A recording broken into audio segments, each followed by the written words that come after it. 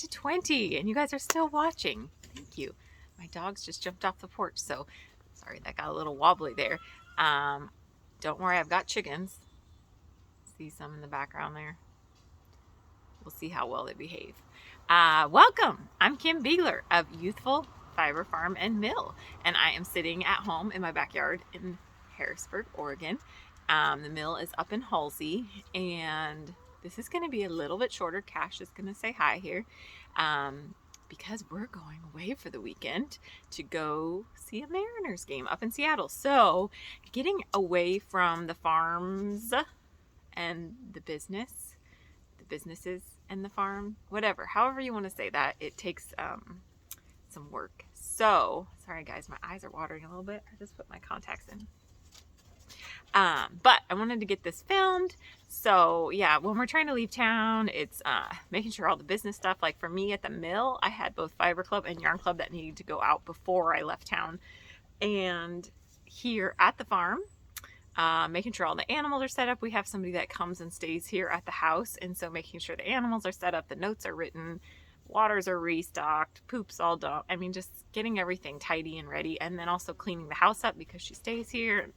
It takes, we'll be up for half the night tonight, but I wanted to get this filmed, but it's going to be a little shorter. I'm not going to touch bases about what I'm working on or anything as far as my own personal stuff. I'm just going to kind of do the farm tour and do a little bit about the mill, and that's about it. And then we'll catch up next. I know next episode I really want to talk about mohair because there's been so much mohair showing up in some of my product lately that I thought it's time that we talk about mohair. So that's definitely going to be on topic for next time. And otherwise, things are pretty chill here. Like I said, the mill's been a little crazy, just trying to get myself ready to leave town. And then it'll be a little quieter when I get back. Also, especially because we just got word that Fiber Fusion up in Washington, the big festival, is canceled. So that takes a weekend of prepping off my plate. I was supposed to have 2 back-to-back weekends of festivals. The other one is Oregon Flock and Fiber. That is here in Albany, not too far from us. We'll see. I'm not feeling super confident in it. Fiber Fusion canceled because so many people were pulling out, not just vendors, but it takes all the volunteers, the judges, the teachers, everybody's got to be on board, plus the vendors, plus you want enough people to show up to make it worth all that money and effort that goes into it from every person's side. So it makes sense why they're canceling. Like I said, I don't have a lot of faith in off, but worst case, I'll be really stocked up for you all. The farm's going well. Animals are pretty chill. Chicks are getting older. I'll show you everybody on the farm tour. Velma, our smallest, the one who rules the roost, she goes in on Tuesday next week to have surgery. She's had kind of a seeping situation underneath one of her eyes. We already spent a lot of money over the last year and a half in vet bills to not find out, so we finally went to a specialist, which did not give us the answer, but she is going into a dental specialist on Tuesday. You guys, please buy some yarn and fiber because the amount of money it's costing us. I worked in the vet industry. We have a lot of animals. I know the prices, and still when she told me the price, I was like, well, let me talk to my husband for a minute before we do this, but we're doing it. Hopefully it will get to the source of the problem. If not, and Mitch is like, it won't, we'll be back at the ophthalmologist, and then we'll have to put her under again, and they'll do a more exploratory thing, but it's time to get it taken care of. So hopefully she will have an answer. We'll see. I have a tooth. Haha! I'm so excited. I got my tooth, I think last week. Easiest thing ever to finish up the implant. So anybody out there who's working on an implant, that was like easy peasy. So I have a tooth. It's all done. And I, in theory, don't have to go to the dentist for like 4 months till my next cleaning. Yay! So Mitch told me what that cost us last year. Because one part of being self-employed between the farm and the mill is that, you know, you pay for your own insurance and dental is not in there. So those bills rack up. So there you go. But I have a tooth. I am so grateful for my tooth. And I think that's kind of what's going on farm-wise, like I said, everything's pretty chill. There's chickens everywhere. The sheep are adjusting. The weather is really kind of crazy right now. Still no rain. No rain in sight, but it's going from like, it can be 48 at night, and then it's like, I think it almost was 90. It's a big change. So for the outside animals, sheep especially, that huge flux can cause some issues, but everybody seems to be hanging in there. And otherwise, things are pretty chill. When we get home, we'll probably pull all the sheep in, do a deworming for the fall, and shearing will come up here. Hopefully the end of October, we'll shear the lambs for the first time, and a couple of the ewes. So anyway, I think I'm going to stop, let you guys go on a farm tour, see everybody, and then I'll be back and we'll pretty much go into the mill tour. But I'll see you guys in a few minutes. Have fun!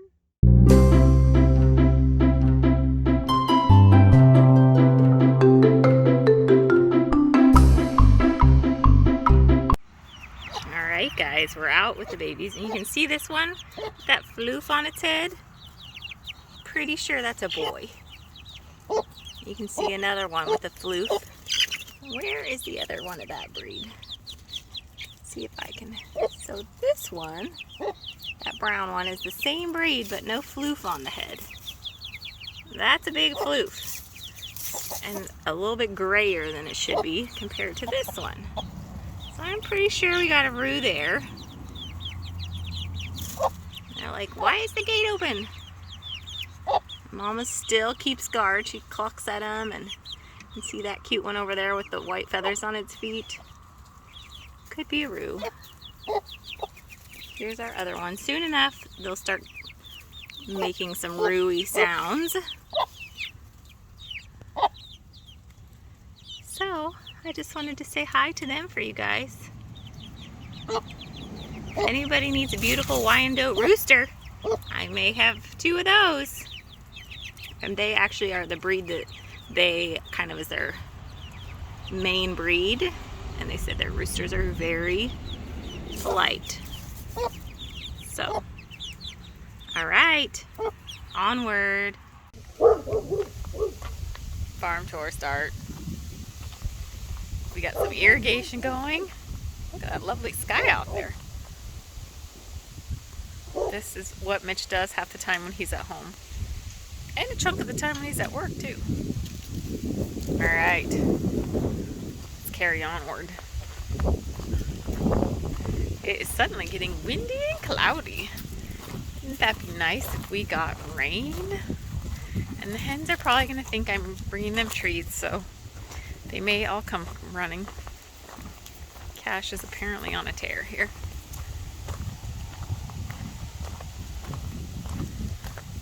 Chickens everywhere. Usually when I come down in the afternoon I bring treats, but they already had them. Not that they will have remembered that. The sky certainly looks lovely, doesn't it? So they'll all follow me down. You can see all the sheep, if you can see them quite yet. Here comes a lot of chickens. So disappointing.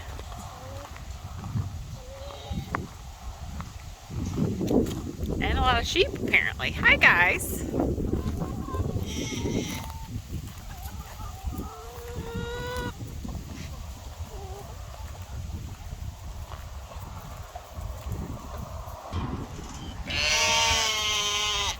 Everybody wants to know, where's the treats?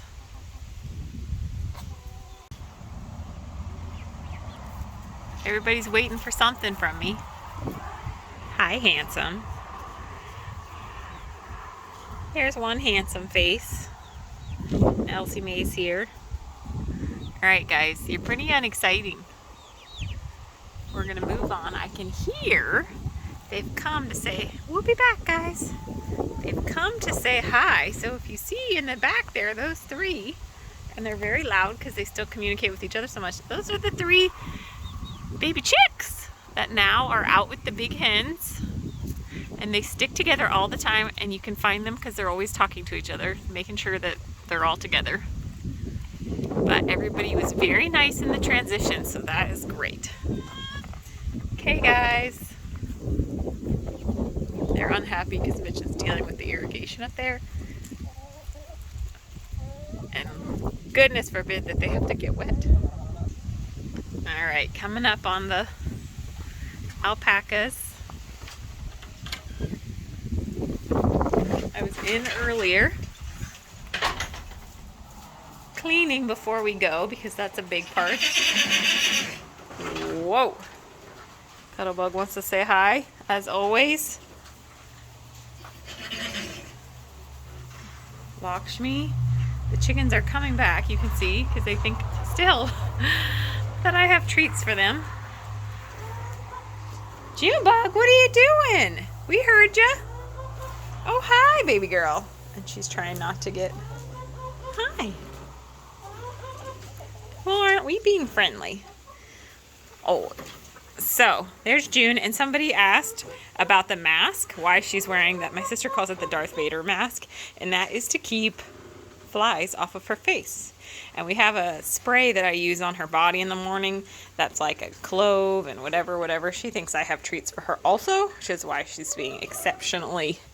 I didn't even bring an apple or anything. My goodness. Here's Cuddlebug being a bully. He's a piece of work, that Cuddlebug. Okay, guys. That's kind of it for this week. Everything's very chill on the farm right now. So, Miss June is not convinced I didn't bring her kibble or something. You're a funny girl. All right. I guess that's it. We'll see if Alma wants to come up. Usually she likes to come up and say hi before we peace out on this episode. You want to say hi?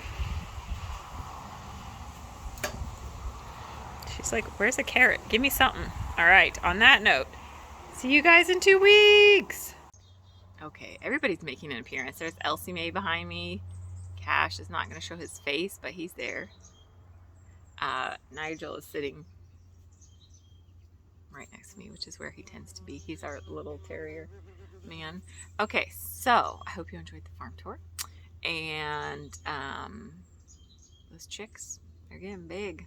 All the chicks are so big and so healthy. And like I said, I'll have some roosters here. And I won't be giving them away. I'll be selling them because they're such a good stock, but they won't be crazy expensive, mostly just to recoup the cost of them. But we could have an extra rooster. So we have one rooster, little tiny bantam rooster, and a bantam is like a mini size chicken, basically. I don't even know that he weighs 2 pounds. He is the tiniest little chicken. I think he's actually the smallest chicken we have. And he could tolerate, like, he really hasn't tried to mount the whole new crew of chickens we brought in. So we could probably handle one more rooster as long as they were respectful of each other. We'll see. We'll see how it goes. Okay. Let's talk about what's going on at the mill, which is a lot. And I will tell you quick harvest update, which is really, there is not much to update at this point. We're just kind of at the tail end, just prepping the fields, really. Still making a little dirt, but that's kind of pretty much wrapped up.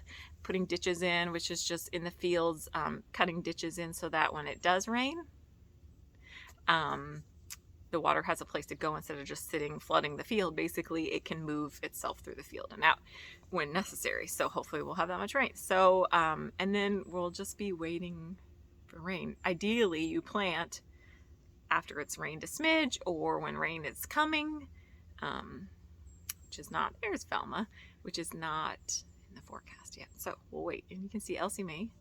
This is what Elsie Mae does. Oh my God, this is amazing. This is Elsie Mae's life. She just stares at things and makes sure they're in the right place. She's an English Shepherd. She's the white and black one, the larger one. Her job is to keep everybody in line. Everybody. Including us. Okay. So harvest update. We're just, that's just why we're taking a little trip, because we can kind of sneak away this year. This doesn't always happen. There have been other years where it's raining and we barely got the seed in the ground. So, or maybe didn't get the seed in the ground, depending. So I'd say the weather's changing. A bit. Okay, so what's going on at the mill is, like I mentioned, I've been working on Fiber Club, Yarn Club. Spoiler alert. So all the Yarn Club is in the mail except for my sister, my mom. I love them so much, they get to be last. And I have one other person who's subscription hasn't charged yet, and it'll charge tomorrow. So if you haven't gotten your yarn yet, it's on the way.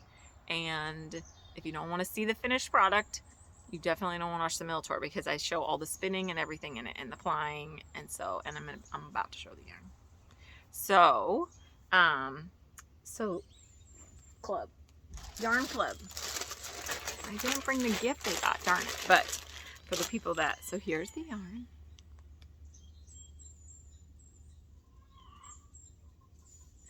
It is, and this is why I'm going to talk about mohair, because yet again, mohair shows up. So this is a new base, and I've decided to call it Silverton because the Romney is coming from Silverton. A lot of our Romney comes from Silverton, which most of the yarn base names that I come up with are where I'm getting the fiber from. With the exception of Halsey, that was just because it was our first one. So this is a variation on Halsey. Halsey is the first like signature yarn blend that I put out, which is a Romney wool, alpaca, and silk. This, and that is a 3-ply. I'd say it's a light worsted weight. That's what I call it. This is a DK weight, 2-ply, Romney wool, alpaca, so the same, mohair. I gave this away in Fiber Club, so I know I've talked about it a couple episodes ago because they got it in Fiber Club, this blend, and I said, tell me what you think. And I was not sold on it myself. I thought, do people want, like, there's hair in it? It's not, I don't know. Silk is silk. Everybody that spun it and gave me feedback preferred it. Not that they didn't like the other blend, but they liked this more. So what did I do? I said, well, then I have to do something. And I wanted it to be pretty different from, because there's only a little bit of silk and therefore a little bit of mohair in this, but I wanted it to be significantly different as far as the yarn. So doing it in a 2-ply, doing it in a worsted weight was my way to do that. For Yarn Club, as I showed, I think in the last episode, this was all dyed in the wool. So I dyed it, I washed the wool, I dyed it in lock formation, and then I processed it. And it came out, there's varying shades of blue. So Yarn Club people, if you want more, message me. If you want it to be fairly close matching, message me. I do have more in each of the kind of variations that it turned out. But when you dye in the wool, you're never going to get, it's never going to all be the same. And some of them are a little bit more distinct than others. So anyway, and I will probably post this up on the 20th, what's left for sale for people that aren't in Yarn Club. So if you like it, you want to try it, this is going to make, it's next to skin. It's lightly spun. It's really nice. I really, really like it. There will be more of this yarn coming for sure. Maybe not all dyed in the wool, but we'll see. I'm trying to figure out how I'm going to scale that dyeing in the wool. And by scale, meaning how can I do more dyeing in lock formation prior to processing. So it really doesn't take more time as far as how much I dye at a time versus dyeing it in the skein. It just takes more preparation, right? Because I have to get it all dyed before it gets to the mill for processing. Whereas everything else I can wash, process, then dye. So anyway, it takes more of a commitment to color too. So there's that. And that's all in the mail. Okay, what else? So giveaway time. I have a little bit of the fiber left. And so as I've done before, actually I won't hand spin it this time, but Robin won that one and I'm still working on hers. There's the fiber. And I do have, I think, 1 or 2 more balls of this that will be up online for sale this weekend as soon as I get it up. So here's your giveaway, and here's what I would love to and you guys, last time's comments were amazing. I am gonna make lots of notes from them and start addressing them slowly through podcasts, because I love hearing what is interesting to you guys or what you'd like me to talk more about, and I will definitely be addressing those things. Somebody mentioned talking about dyeing, and I do have some video on some of the dyeing I did this week, so that'll be up in the mill section here in a minute. Look at Elsie Mae, she's so funny. She's a little model dog. Anyway, giveaway. So it'll be the usual by end of day next Tuesday, which is, gosh, I don't know what day, whatever day Velma goes into surgery. I would love to hear what inspires you to buy a yarn. Like when you walk into a yarn shop or when you go online shopping, what are you looking for? Is it a color that draws you in? Is it speckles that draws you in? Is it the feel that draws you in? Is it what the fiber is comprised of? Is it where it was made?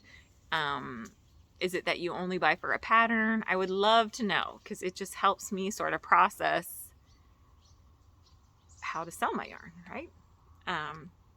So, giveaway, let me know what inspires you to buy yarn. And you will win either hand spinners, you will win a 4-ounce ball of this, approximately 4 ounces, or I do have another skein I can give away. So, for our knitters, crocheters, weavers that don't spin. But if you're a spinner, this is what you get. Okay, so there's that. Other quick things that are going up in the online shop. I discovered this fun way, and I show it in the dyeing video, for me to play with colors without actually ruining yarn. Because the problem is, not the problem, but as you guys know, it takes me a lot to make yarn. And so if I dye it and it doesn't work out, it's a little bit heartbreaking, because I can over dye it, obviously. I could always dye it black, but I prefer not to waste it, because I can't just order and have another 300 show up at my door. So something new that I'm doing. So I have this, and so for people that like to card their own, I have this fiber. This is 21 micron, just it's broken top basically. So it's top, the long braids, but it's been broken already. And I dye it up, so you can see there's the locks and everything. So 21 micron, it's just a blend. And the 21 microns is basically the softness or coarseness of your yarn. It ranges. So 21 micron is considered a fine, next to skin sort of a fiber. As you get higher, they get more coarse. As you get lower, they get more fine and soft. So this is 21 microns. I've dyed it up. It obviously will need picking, but ooh, he's gone. Be your wasp. I don't know. I'm so terrified of wasps after. Okay, so this is the pretty colors. So this is super fun for if you like to card stuff, if you want to do blends, if you have a blending board, which I have now and I'm going to use soon. So it's I'll have them in 2-ounce bags. So that is one color. Of course, my other color went flying. So, and then I'll be slowly adding them, because this is a great way for me to be able to play with color. So here's another. You can't really see it. To play with color without committing to it in yarn. So anyway, these will go up online, and I'll slowly add more colors next week as I dye up more, because I have a lot of it and it's been sitting, and it does not do me any good just sitting. It doesn't do any of us any good. So last thing that's going to go up is just a quick little braid that I did, and I'll probably do, I think I have a couple more braids worth to dye up, but how fun is that?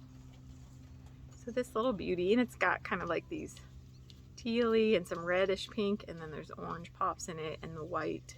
So this little braid is 4 ounces, and it'll go up in the online shop. So I've been pretty busy between Yarn Club and Fiber Club and the packaging. I mean, I think I'll have sent out 50 plus packages in the last 4 days. Trust me, my letter carriers love me when I show up at the post office. So I think that's it. Before I forget, shop day. The next one is going to be September 25th, 10 a.m. to 3 p.m. I think that's it. It's a Saturday. I'm pretty sure it's the 25th. 10 a.m. to 3 p.m. Come, sit, knit, shop, spin, crochet, weave, whatever you want to do, come. Or you can just sit and hang out and watch. We had such a great turnout last time. And I know somebody mentioned in the comments that they would love if maybe I did some video of people actually knitting and spinning, like with their, video of them and their hands working, which I think is a phenomenal idea. I used to love, especially as a beginning spinner, I still love watching people spin, because everybody has their own way of spinning. And I actually did a little video that I posted online, and I think I'll put it in here too when I do kind of all my mill stuff. There's a lot of little clips in here, so sorry if it's discombobulated, but I think I'll throw that in too, because I know it did help at least one person that was struggling a bit. And let me know if you like this, or if you would like to see more videos on me spinning or my techniques or other people's techniques, because certainly when we have groups come, it's a great time that I can do that. So Saturday, September 25th, Don't forget about the giveaway. I think that's it. Guys, we're going into the mill tour and all the different mill videos that I have. So enjoy them. Everybody have a wonderful 2 weeks until I see you next. And take care of your neighbors. Be kind. Get vaccinated. Be safe. Stay healthy. That's it. See you soon.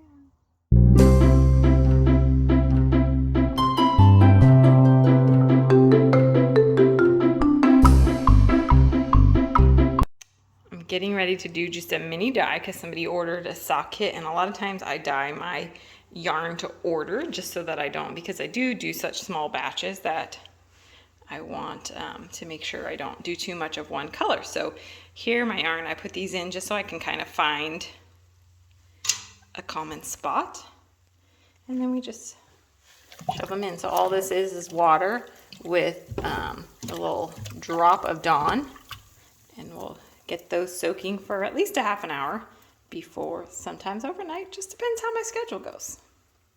Okay, so here we are. I've already weighed out, so I weigh my dye out, and I have a mask on, which you can't see, but just to keep me from inhaling that. So I've weighed out, and I'm just doing 2 mini skeins right now. And this water, I've heated up the water that I'm going to boil my, not boil, goodness, don't boil your yarn. The water that I'm going to heat my yarn up in, and just stole a little bit and threw my dye in there, just because then I can make sure it's all nicely, which you can see there's a little on the spoon, and it's going. Okay, so we've got that, and it's all nice and mixed up. There's no chunks. So now we're going to go over to our pot, which I've heated. It's not crazy warm, but just warm. And then I'll add my dye.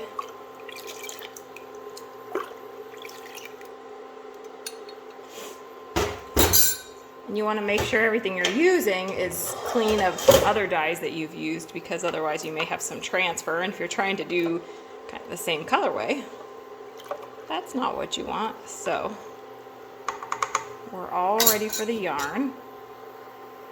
My yarn has been soaking, and now we're just going to do our first dips here. And I don't have any citric acid in here yet, and citric acid is what helps bind the color to the yarn. But I'm just kind of doing a pre-soak in here, and I'm going to give it just a minute to sit. Oops, sorry. And then I will come back and start adding some citrus acid in a minute. Okay, so I just added a little bit of citric acid and kind of stirred it in, and I have a citric acid mix that I use. So it's already mixed up. And because I'm trying to get a fairly solid yarn, I don't want the dye to take up immediately because it could take up unevenly. So I am kind of slowly adding the citric acid and slowly letting the yarn take it up. So I'll set it in there again. And then I'll come back in another minute or so and add a little. So I added like 1/3 of my citric acid mix, so I'll be back in a minute and we'll add a little more. All right, so I just added the second third. And now we're doing the same, just kind of dipping it in, making sure everything gets dye in it. You can see it's starting to take more and more. And we've got one last third of that citric acid mix. And then we just kind of let the heat go. So I'll be back in a minute when we're ready to add that last. And since we're in here, I thought I would show you. So this, I'm just doing some, so this is, and it's not as vibrant as it's showing up in this. So this is just some basically broken wool top that I get from Pendleton. And there was some color left that had not exhausted in the last batch of fiber I did. So rather than dump it, I thought, let me try to exhaust it with something. And that had a little dye on it, but because I'm just doing fiber, and it's gonna lighten up a lot once it comes out of the water. And once it dries, it'll lighten up a couple shades. So I'm going to add, let's see if I can do this. a while, so I'm trying to move the fiber over just a little bit. We'll add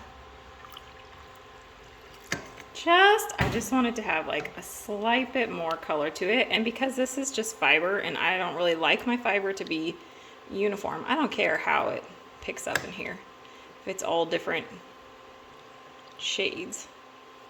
So I'm just mixing it. I just wanted it to get a little bit more color in it, so I added a different color that I really liked that I thought would be pretty. And this now we're just gonna, and you can see how that water has a smidge of color, but not too much. So we're just gonna let this cook now. And that'll just be fun for somebody to, you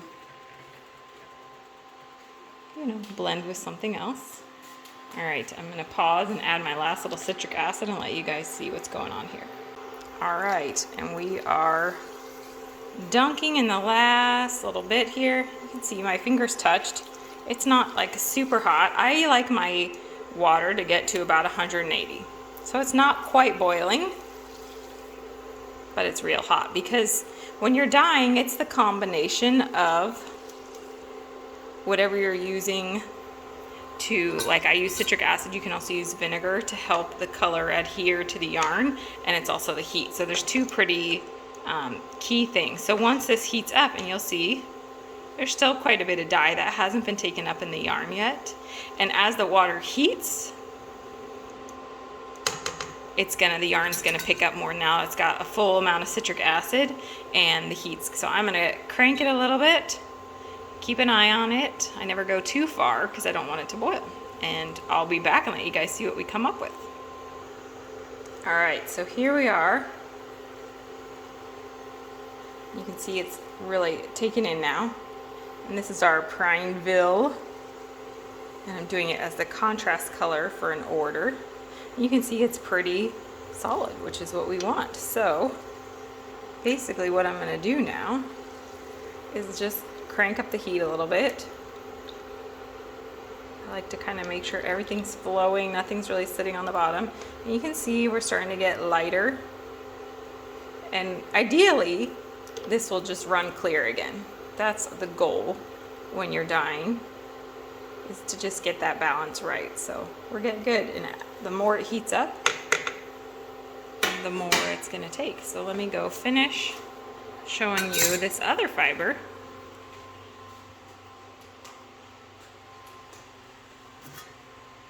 Voila! I love this. This is like my dream come true in colors. And it's not quite, it's a little bit better. But it's gonna be a little bit lighter, so it's gonna be pretty faint once it's dry, but it'll still be lovely. And I should mention that I had already added citric acid to this water and started to heat it before I put the fiber in, because I don't care when I'm dyeing in the wool, meaning that it's not been spun or anything, and this is just kind of loose fiber. I don't care if the colors are all different. In fact, I like it when it takes up the color different, because it just means that it's gonna add some texture and be a fun yarn. Okay, thanks for watching, guys. I'll be sure to show you the finished products.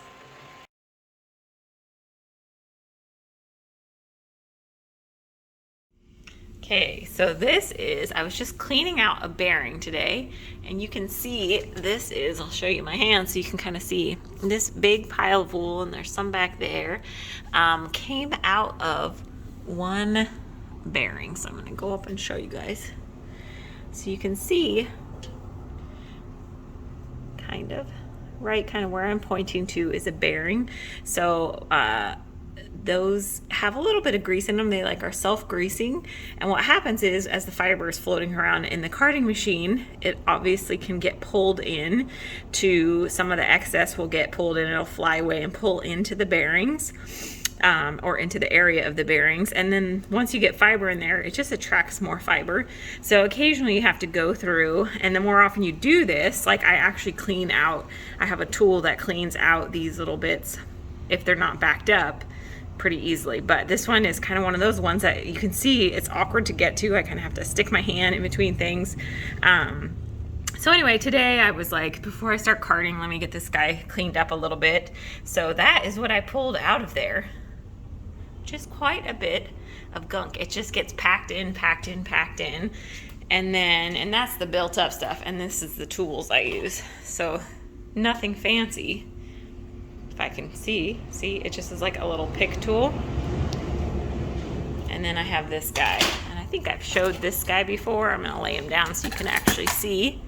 Super basic. It's basically kind of the same idea as a drill, except it just, if it catches the hair, it'll collect it. And there's Wish to say hi, because she's desperate. So anyway, I just thought it would be interesting for you guys to see. A big part of keeping the machines running is keeping them running and having less maintenance is keeping the fiber from building up, and they're all over the place.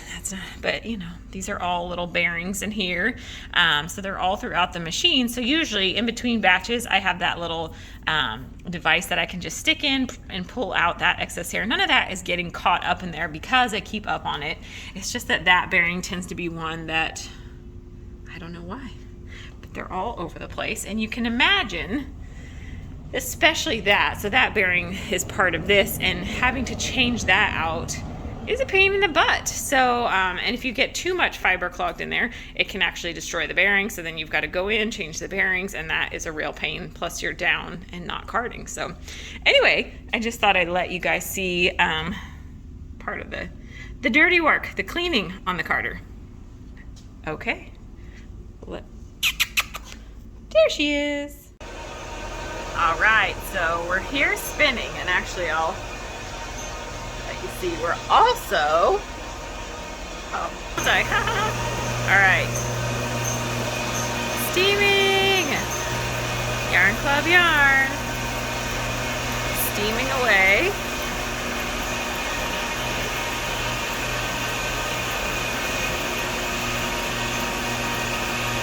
And let's see. More Yarn Club yarn, getting ready to be steamed. And we'll go in here in a sec, but I thought I'd show you.